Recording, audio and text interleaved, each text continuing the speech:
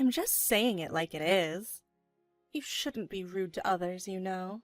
My name is Emma. I'm a 30-year-old working professional. I can't complain about my married life with Ethan, who's great at sharing the household chores. However, the thorn in my side has always been my mother-in-law and her daughter Emily, who live close by. My mother-in-law has been on her own since her husband, my father-in-law, passed away a few years ago, and now she and Emily live together. While mother-in-law works part-time, Emily has a full-time job. Emily is 37, single, and so similar to her mom in both looks and temperament that you might mistake one for the other from behind. Both of them are especially fond of my husband, who's the youngest and the only son in the family, so they're usually tough on me. From the moment we visited their home to announce our engagement, it was clear that neither mother-in-law nor Emily were my biggest fans. At that point, I was already hesitant about having to interact with them in the future, and was wondering if my love for Ethan would be enough to deal with it. However, I took the plunge into marriage because Ethan promised to always be there for me. Right after we got married, it became a weekly ritual to visit the in-laws where mother-in-law and Emily would ignore me as if I didn't exist, all the while acting as if they were enjoying a perfect, family-only gathering. After enduring this for about 3 months, I had reached my breaking point. One day, I grabbed Ethan's arm and dragged him to the front door, shooting a glare at mother-in-law and Emily who were following us, shouting. We left their house, and once we were safely away, I broke down in tears and told Ethan how deeply their actions were affecting me. Ethan, bless his heart, hadn't even noticed the emotional bullying because he's such a laid-back and carefree person. His attempts to placate me without understanding the core issues only made me angrier, and I gave him the silent treatment for the rest of the day. The next evening, Ethan came home late from work and immediately bowed his head in apology. Apparently, after discussing last night's events with his coworkers, they were unanimous in their disapproval and gave him a bit of scolding during lunch. He admitted that at first he was surprised everyone was siding with me, but after listening to their opinions, he began to see that his mom and sister were indeed out of line. Feeling grateful for the enlightenment from Ethan's coworkers, I reflected on the possibility that I hadn't been the most mature person in the situation either. Then Ethan picked up the phone to call his mother. The last time my husband yelled, "Emma is an important person who joined our family, so don't you dare disrespect her," I had a newfound respect for him. Mother-in-law and Emily said that they wanted to apologize, but honestly, I would rather they just left me alone. However, respecting my husband's feelings, who understood mine, I reluctantly accepted their apologies. For appearances, we made up. All was quiet for a while until my husband got an invitation from mother-in-law to go out for dinner. I wasn't thrilled about it, but agreed to go anyway. When we met mother-in-law and Emily after a long time, they seemed overly cheerful. But the moment my husband went to the restroom, Emily said, "Oh, you're here too, even though you're an outsider?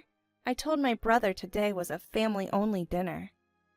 And then mother-in-law chimed in, "Oh, really? An outsider is here? Well, what's done is done. Mom, if you say things like that, you'll get scolded by Ethan again. It sounds like we're harassing her. Emma, sorry. We just say what's on our mind. Don't mind us." Emily smirked, just like her mother. They were ignoring me like I was invisible just a short time ago. Now this? I've learned that people who claim to be frank are usually the opposite.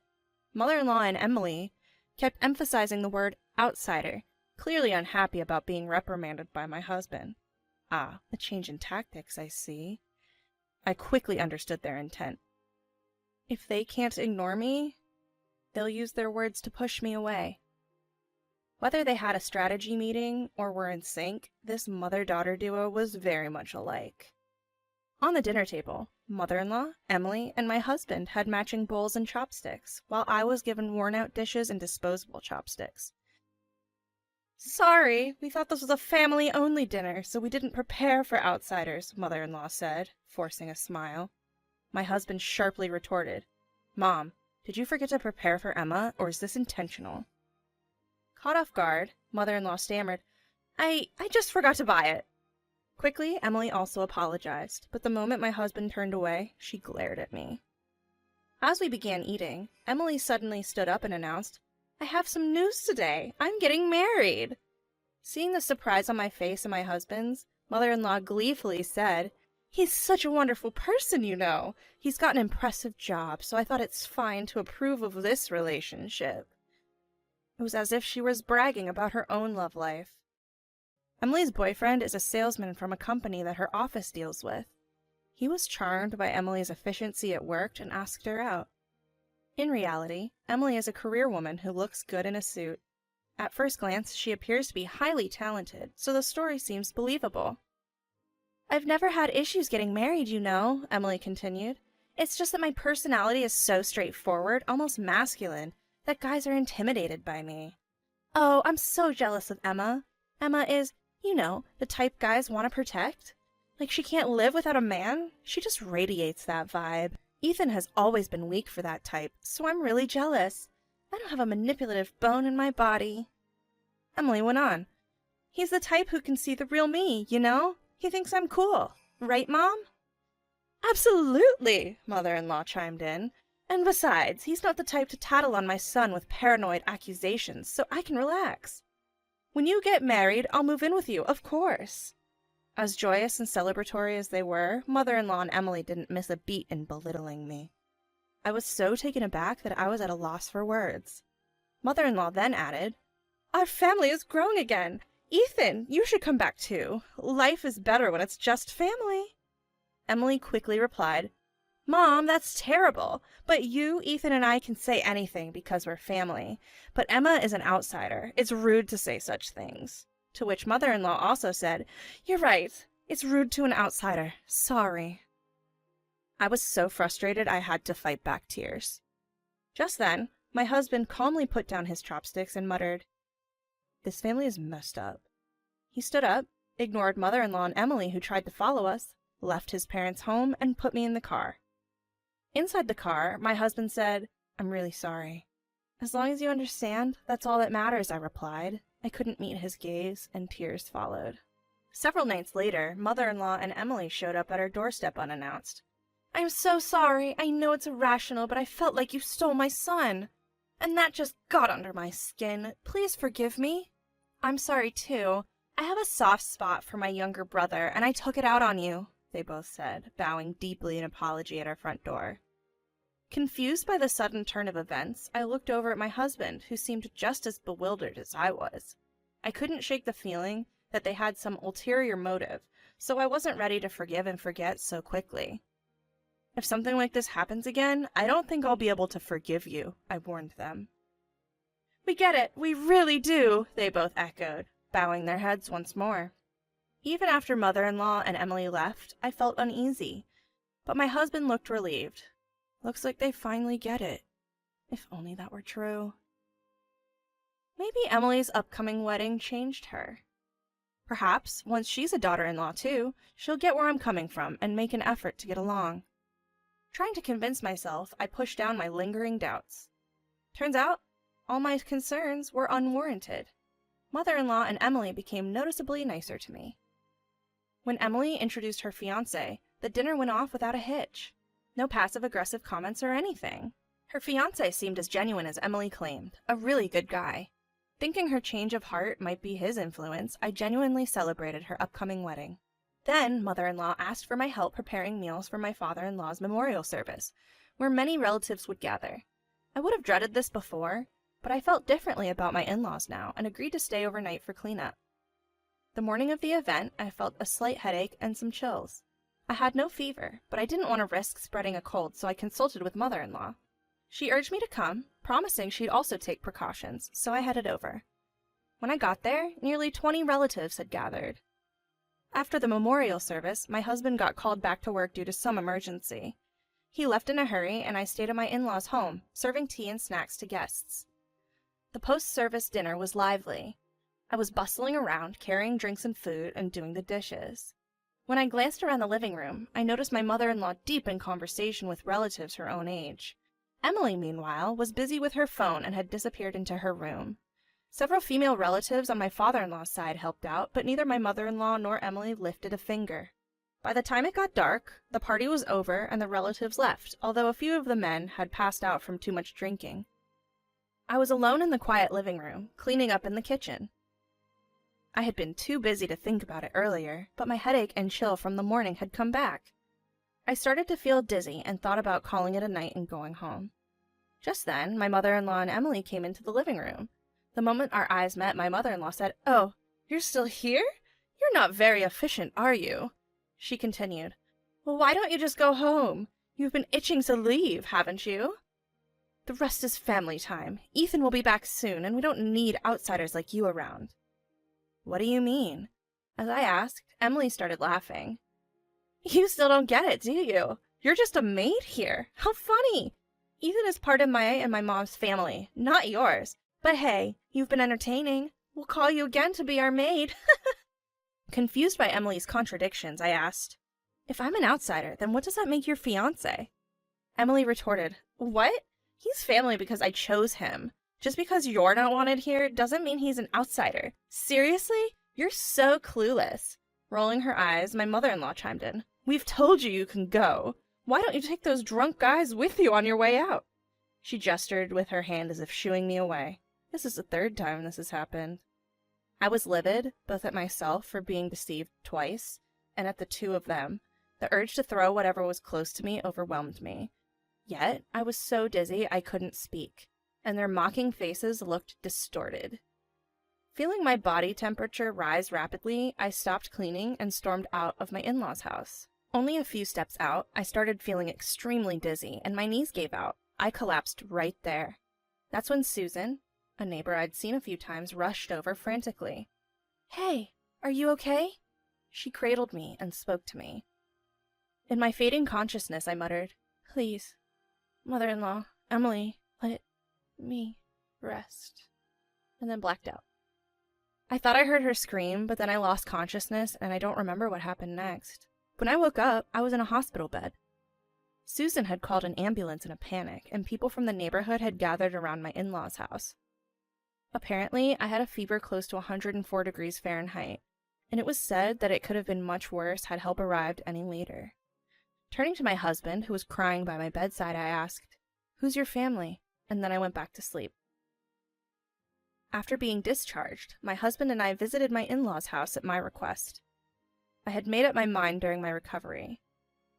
Mother-in-law yelled at me, "You ruined your father-in-law's memorial service," but I was calm. I told my husband, "This is the third time they've harassed me. I can't take it anymore. What do you want to do? If you can't cut ties with your mother and sister, then we should go our separate ways. Who's your family?" Without hesitation, he said it was me. Mother-in-law and Emily were momentarily shocked, but Emily, "Who's your family? That's laughable. Don't worry, Ethan will come to his senses and come back. Right, Mom?" Mother-in-law also laughed, but my husband stood up and declared, "That day will never come." He held my hand tightly, and we left my in-laws' house behind. I went to Susan's house to thank her for taking care of me on the way home. On my way, everyone I met said, "Are you okay? You've been through a lot." For a moment, I was puzzled, but figured the incident must have created quite a stir in the neighborhood. Susan greeted me with a smile and eagerly shared some news. She told me that the moment I was taken away in the ambulance, rumors spread like wildfire about my in-laws being terrible people who were overworking their sick daughter-in-law. Now, nobody even greets my mother-in-law and Emily. "And guess what? The story that I saved your life has also spread. Isn't that something?" she said, laughing. From her tone and lively expression, I was certain she was the one who'd spread the rumors. She's probably recounting it like some kind of heroic tale. Actually, in that moment when I was losing consciousness, I felt like it was my only chance to expose mother-in-law and Emily. So I made my stand. The truth is, I simply left because they told me to. But since I was really sick, karma hit them in the most unexpected way. But in reality, they must have been really shocked when they saw me collapse in front of them, still wearing my apron. I felt immensely grateful towards Susan. Oddly enough, despite being ignored by the neighbors, mother-in-law and Emily seemed to act as if nothing had changed. I found it puzzling, but decided it didn't matter since I didn't need to understand them anymore. I thanked Susan and headed home. By the time I was feeling better, my husband suggested we move since we might continue to be harassed if we stayed close. I immediately agreed, happy with his decision.